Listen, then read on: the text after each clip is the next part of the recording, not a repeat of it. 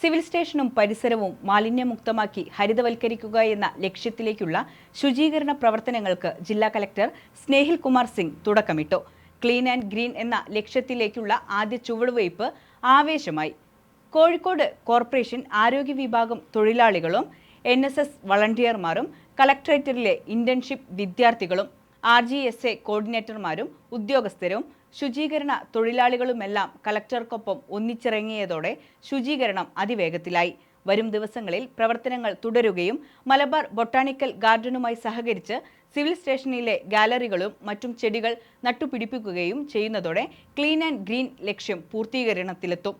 തദ്ദേശ സ്വയംഭരണ വകുപ്പിന്റെ മാലിന്യമുക്ത നവകേരളം പദ്ധതി, ഹർഘർ തിരങ്ക, ഹർഘർ സ്വച്ഛതാ ക്യാമ്പയിൻ എന്നിവയുടെ ഭാഗമായി ജില്ലാ ഭരണകൂടത്തിന്റെയും ശുചിത്വ മിഷന്റെയും നേതൃത്വത്തിലാണ് മെഗാ ക്ലീനിംഗ് തുടക്കമായത്.